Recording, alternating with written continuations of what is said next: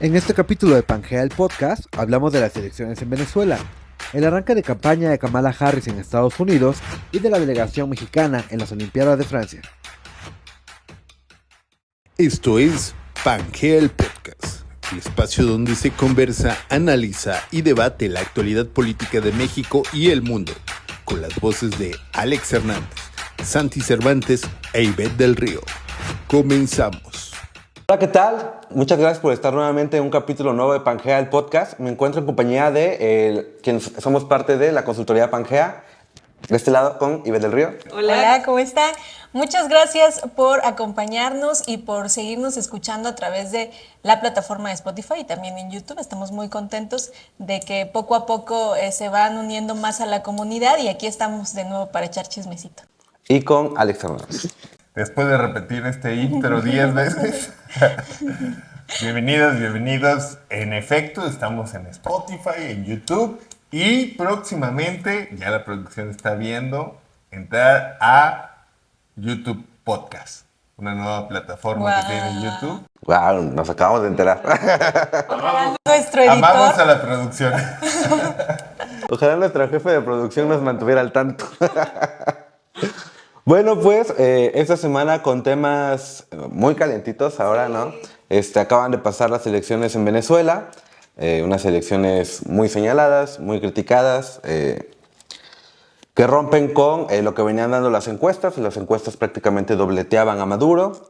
Ayer, en los conteos preliminares, todavía existía una derrota contundente contra Maduro. Sin embargo, cuando sale el Consejo Nacional Electoral a dar los resultados, pues resulta que Maduro gana las elecciones con un conteo que da un 130% ahí, porque le dan un porcentaje importante a él con el 51%, el siguiente porcentaje del 44%, y después ahí hay como 5 o 6 candidatos más que tienen el 4% y da un total que es inverosímil, ¿no?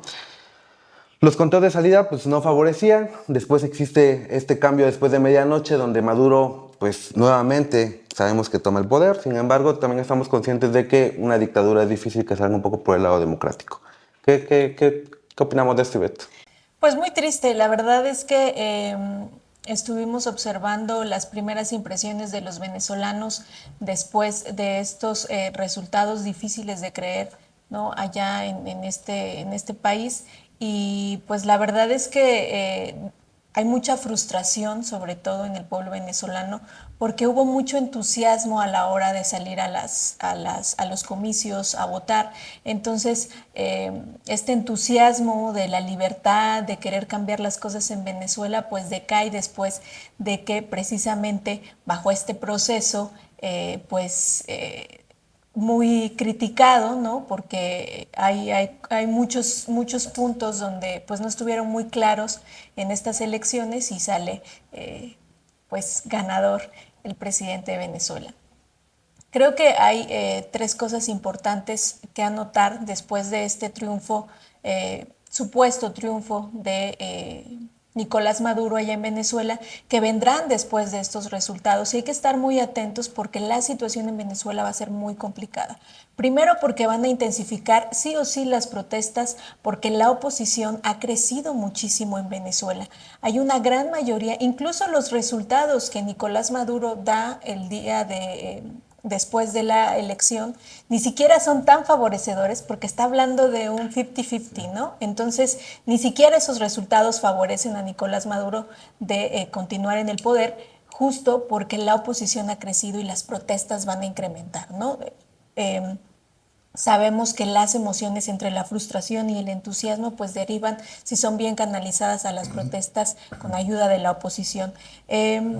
Y otra cosa que ya está pasando es este no reconocimiento de los países, no solo latinoamericanos, sino también de Estados Unidos, las primeras declaraciones sobre no reconocen el triunfo de Maduro, que eso viene también a una crisis diplomática y política para Venezuela, pero sobre todo estos líderes latinoamericanos, ¿no? Donde dicen hasta que los resultados no sean verificables, nosotros no vamos a declarar o a reconocer triunfos de algunos. la mayoría habla sobre resultados difíciles de creer, ¿no? Ponen en tela de juicio esta situación y lo más triste que deviene después de esta elección es la migración. La creciente migración, 7.7 millones de venezolanos han salido de su país por las condiciones de pobreza que les ha ofrecido un líder como Nicolás Maduro.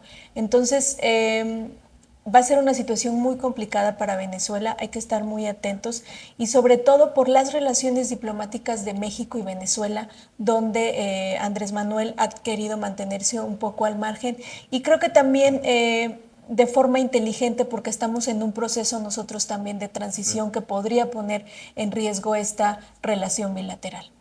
Sin embargo, también tenemos este punto en el que, viéndolo ya un poco en retrospectiva, ya que tenemos resultados, pareciera que Maduro venía planchando un poco también el fraude, ¿no? Traía este discurso como que incluso hay un discurso de él en un día anterior de las elecciones un tanto derrotista, donde él dice, no, aceptaremos los resultados, ¿no? Si Venezuela quiere un cambio, nosotros lo acataremos. Todo el mundo dijo, bueno, ya va a salir huyendo de acá. Sin embargo, a la hora de la hora, pues no, resulta que no, que sale después de medianoche con el triunfo, ¿no?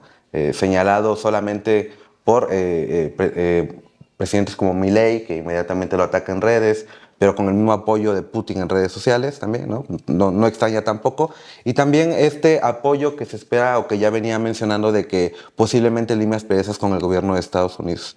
¿Qué va a pasar con el país en la región y con el país con sus relaciones, sobre todo bilaterales? Sí, cuando Irán, China y Rusia te felicitan, pues algo está mal, ¿no? Eso sin duda es una señal de alarma. En el tema de Venezuela es interesante ver ciertas perspectivas porque, como bien lo dice Santi, ya se venía planchando un asunto turbio dentro del proceso. Desde el año pasado, en 2023, cuando se va consolidando la figura de María Corina Machado como la figura de la oposición y que Maduro, al final, bueno, el gobierno de Maduro termina vetándola Inhabilitándola. de la contienda electoral de este año debido a unos supuestos actos de corrupción en el proceso interino de Juan Guaidó.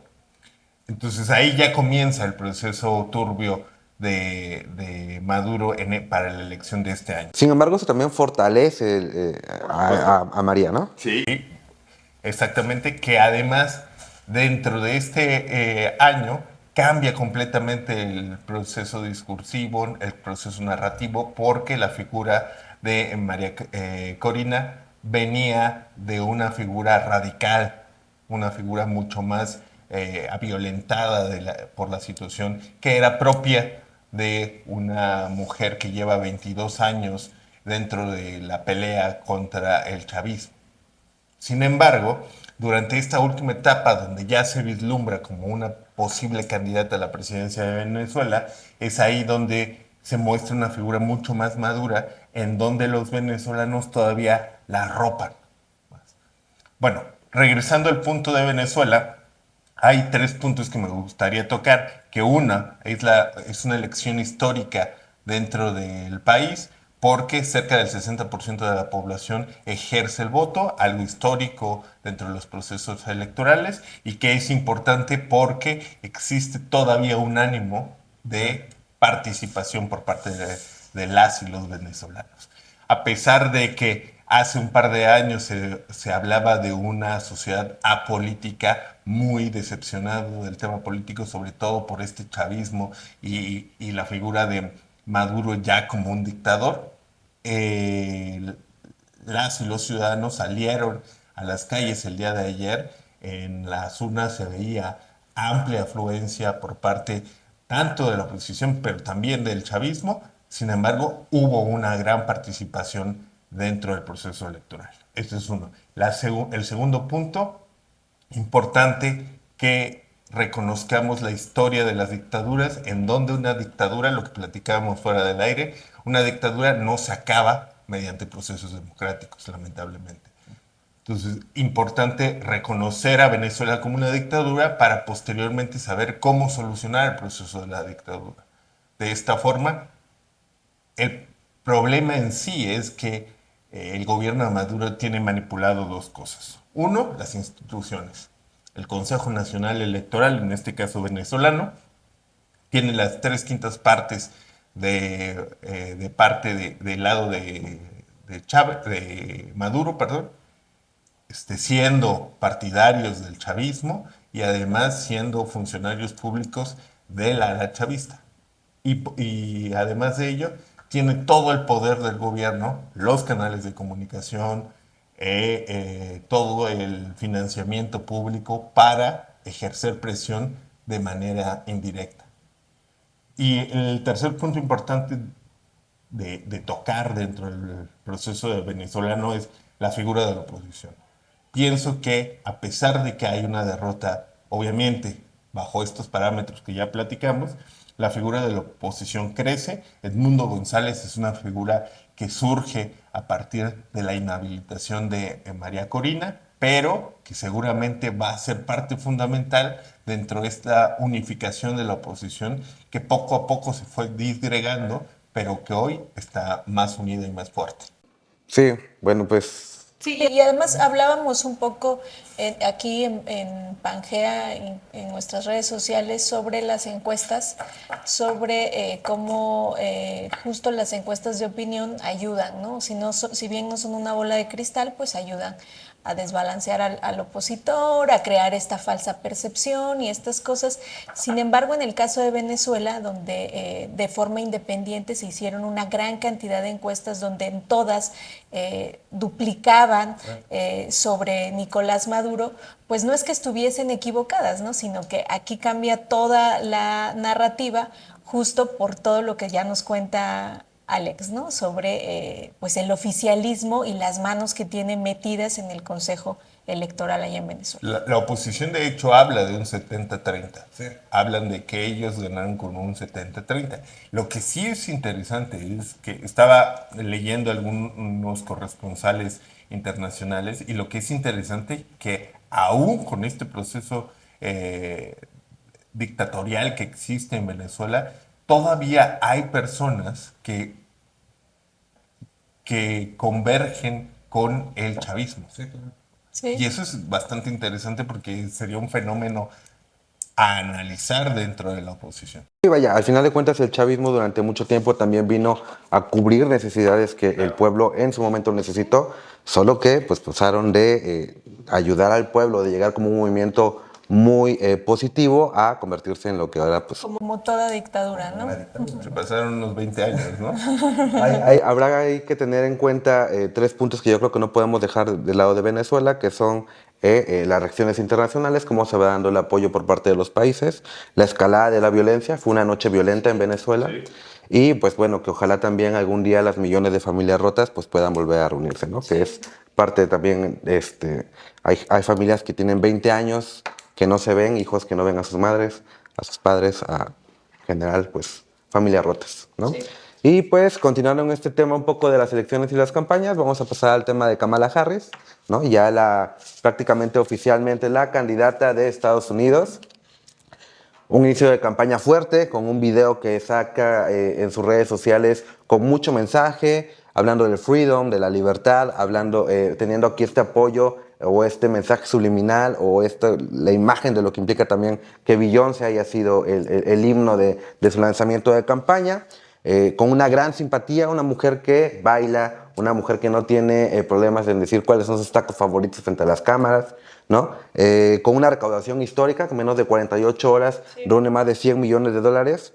Y avanzando un poco ya en estos días de que ya se formalizó la candidatura, las encuestas cada vez más cerradas, cada vez más cercano a Trump. Aquí hablábamos mucho de que Trump, después del ataque contra su persona, pues prácticamente había afianzado la presidencia. Sin embargo, otra vez ya vemos una verdadera campaña electoral donde pues hay 2 competidores fuertes e incluso muchos especialistas llegan o han llegado a cuestionarse de esta premura por parte de Donald Trump de nombrar a J.D. Vance como su fórmula para vicepresidente, porque ahora ya no es Biden el contrincante, sino que es una mujer. Y si tal vez hubiera sido una mejor idea poner a una mujer o alguien no tan radical como él y le hubiera ayudado a ganar estos adeptos que está perdiendo pues contra un personaje como el que es Kamala Harris. Y Beth, ¿qué pensamos de una mujer en la presidencia de Estados Unidos? Pues yo la verdad es que estoy muy emocionada, como si viviera en Estados Unidos. Mi natal Estados Unidos va a elegir a su primera mujer presidenta.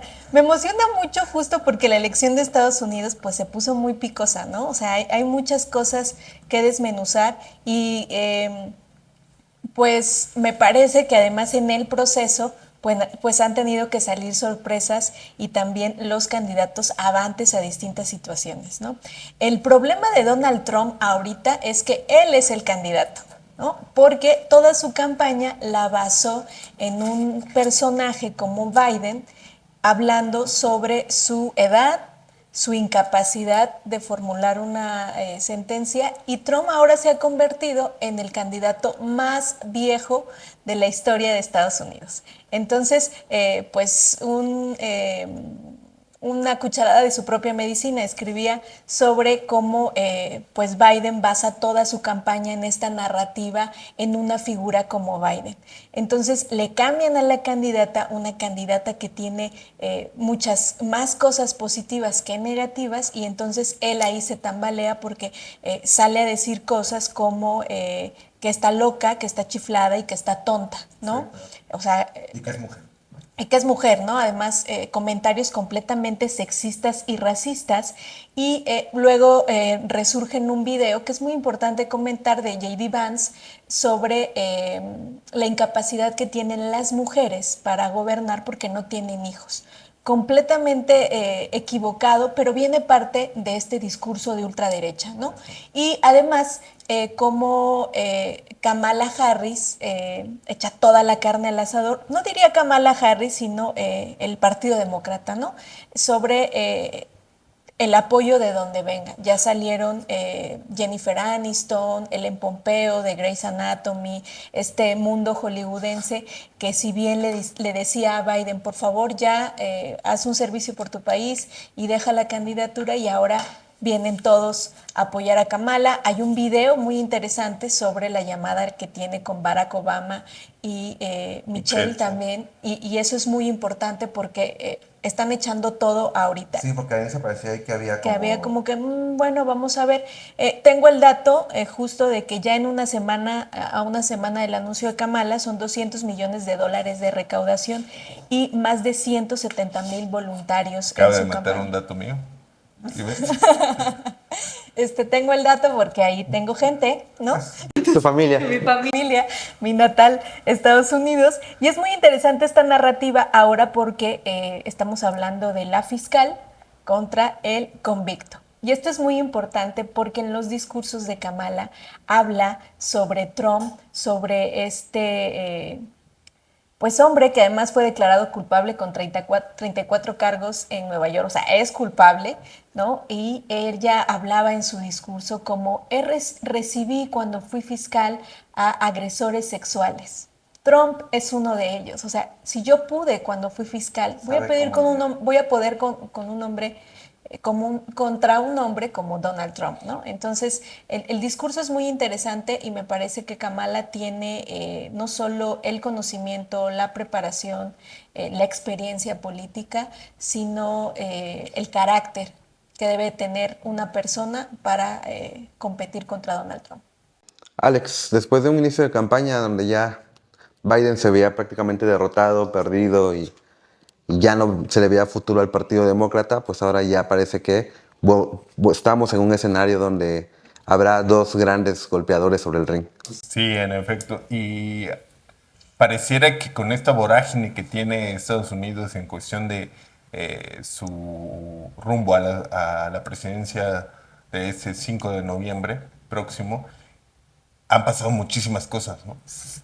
Porque nosotros, la última vez que hicimos el podcast, todavía Kamala no había sido elegida, ya se había hablado sobre el tema de que iba a entrar en sustitución de Biden, todavía no había sustituida, y a casi una semana, todavía sonaba Michelle Obama, y a casi una semana, Kamala Harris ya es la candidata oficial demócrata. Además de ello, se ve el avance que tiene y casi está perdiendo Trump en las encuestas. Sí. Es interesante cómo está esta situación tan convulsa que existe en la vida democrática de Estados Unidos, pues cambia drásticamente las cosas de un día para otro. Hay ciertos factores interesantes dentro de la campaña de Kamala Harris. Uno es cómo ocupa el poder hollywoodense y el poder de la cultura pop para hacerse notar dentro de los sectores más desfavorecidos en Estados Unidos. Hablo del sector afroamericano, hablo del sector hispano y hablo también del sector migrante.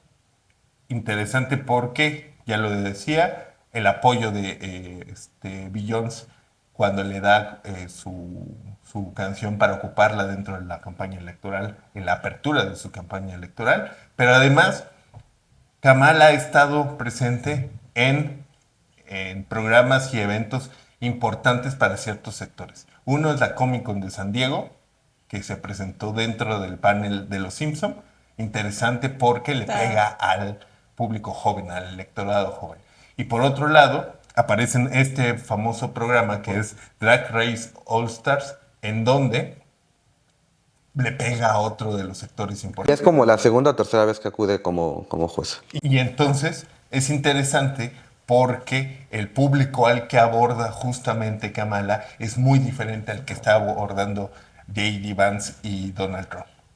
Lo interesante va a ser, y ahí viene la forma en cómo va a tener que generar la estrategia, es que de alguna forma le va a tener que hablar a la población blanca. ¿Cómo lo va a hacer? Lo interesante sería ver quién será su candidato a la vicepresidencia, porque tal vez ahí juegue el papel fundamental para hablarle a esa población que no está olvidando, pero de cierta manera se está No se enfocando. identifica con ella. Exactamente. Eso es el primer punto principal. El segundo es cómo va a hacer para estrategar Donald Trump a la hora de tener un contendiente completamente diferente al que tenía enfrente hace una semana. En este caso, una mujer, una figura mucho más poderosa, una figura que le habla mucho más a estos sectores de los que hablábamos y que además viene de un ciclo en el poder en el que medianamente se han entregado resultados. Entonces, va a ser ya unificó el Partido Demócrata con Claro, esta llamada de justo. Barack Obama y Michelle Obama, dos figuras importantes dentro del Partido Demócrata, lo unifica, que era parte fundamental también. También importante ahí, perdón, el aumento que tuvo con el sector joven, ¿no?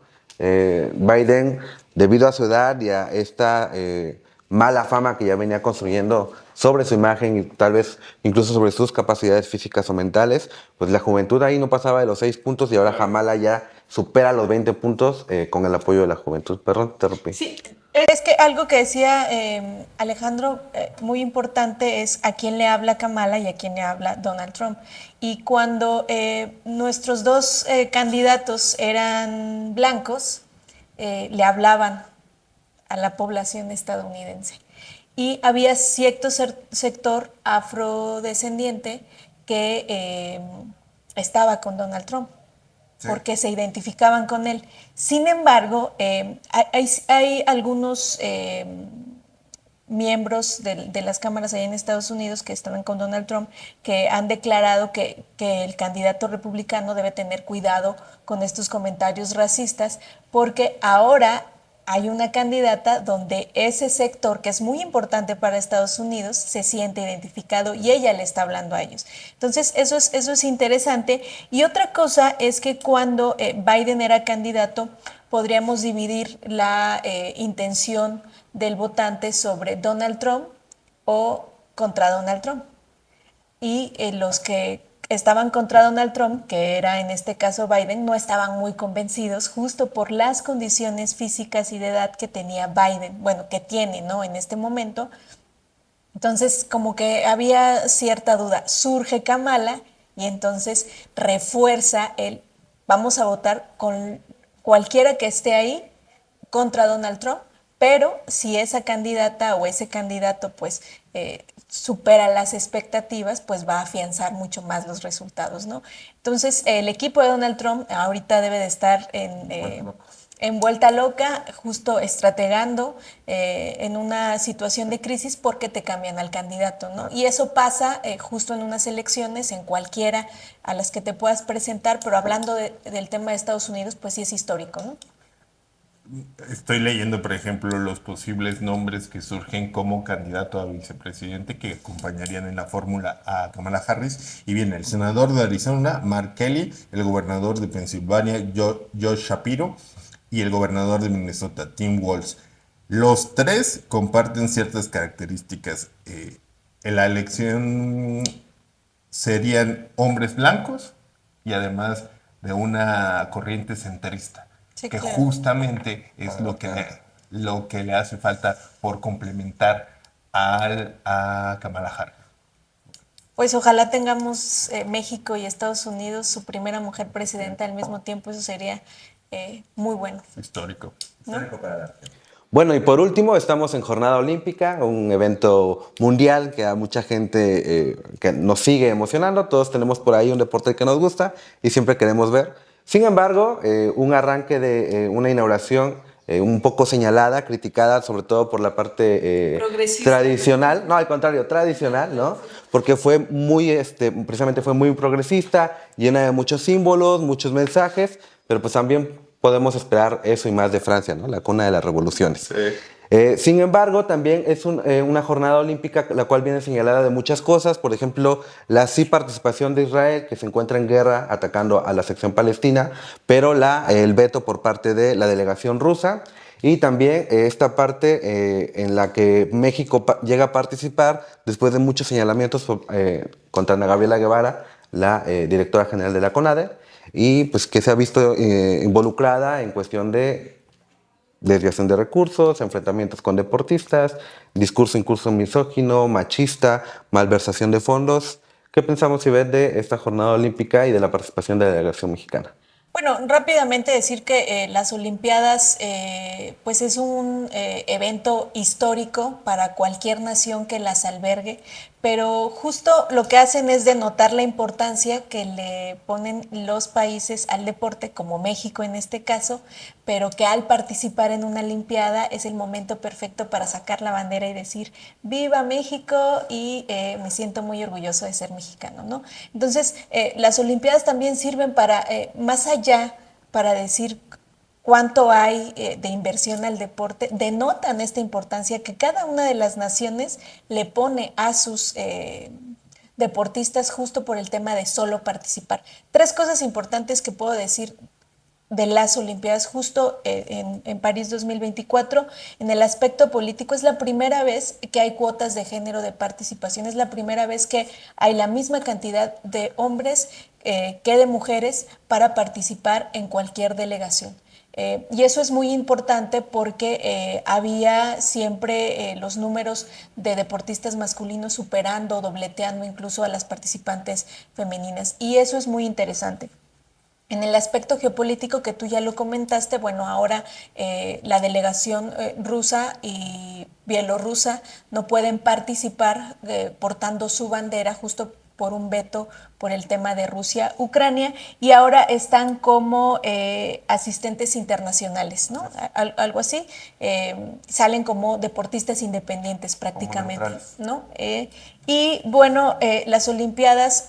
He leído un poco sobre que las Olimpiadas reflejan un soft power, un poder blando, justo en el medallero, porque hay una hegemonía, por ejemplo, estadounidense, China, sobre quienes tienen más medallas y representan cierto poder, pero un poder un poco más tranquilo, ¿no? Por eso le dicen soft power y que pues lo estamos viendo apenas donde ya empezaron las primeras premiaciones. Entonces es muy interesante cómo no las Olimpiadas es un aspecto deportivo nada más, sino que mueven muchísimos aspectos, sobre todo políticos, ¿no? Y que además el tema de la inversión para albergar las Olimpiadas, pues generan una especie de elefantes blancos. Por ejemplo, veía que en el estadio de voleibol en Atenas, en el que hoy viven ocupas, un campo de fútbol en Brasil con 40,000 asientos, que hoy lo utiliza un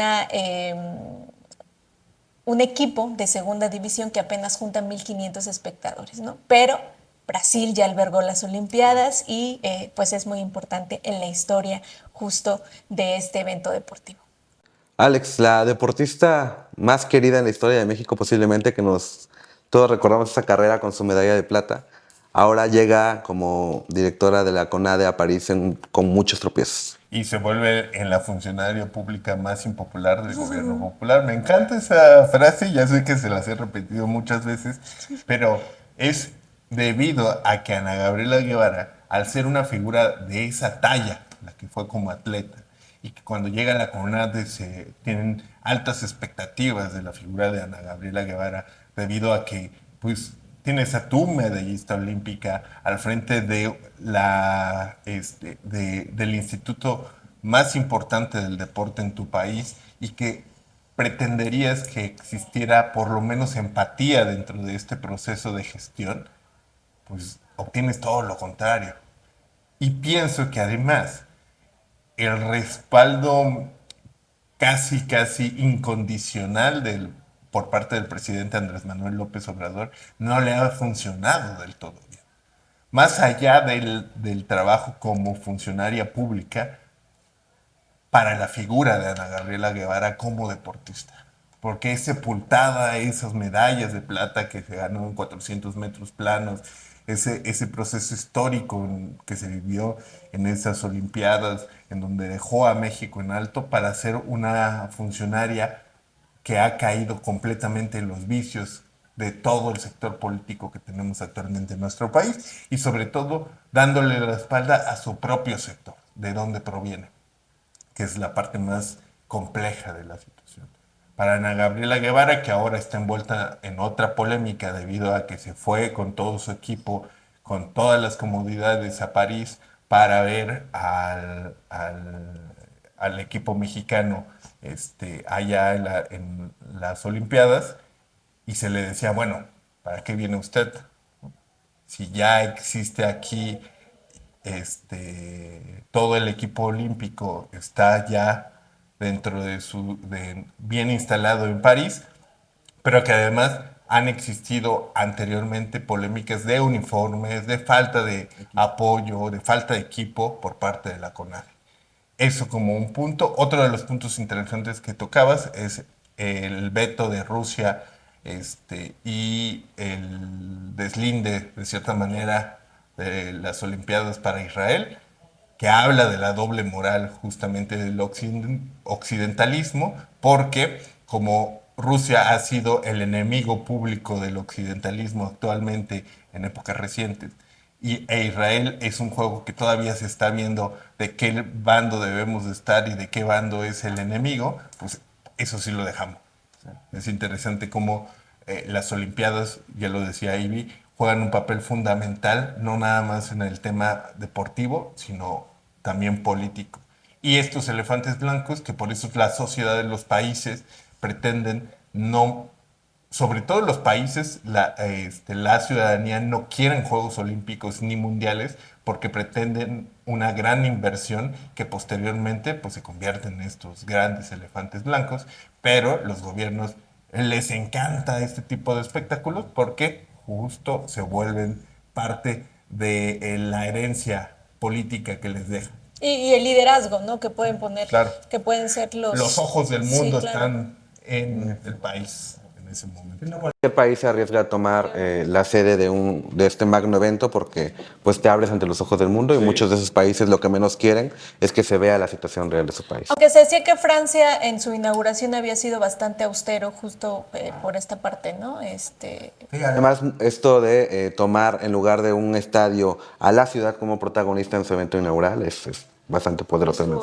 Tan en los ojos del mundo te encuentras que la alcaldesa de París tuvo que meterse al río Sena para demostrar que no estaban las aguas contaminadas, aunque varios parisinos decían, no, mejor no. Tenemos un 33-12 ahí, ¿no? Bueno, pues por este capítulo sería todo. Una semana intensa, un fin de semana todavía más intenso con lo ocurrido en Venezuela.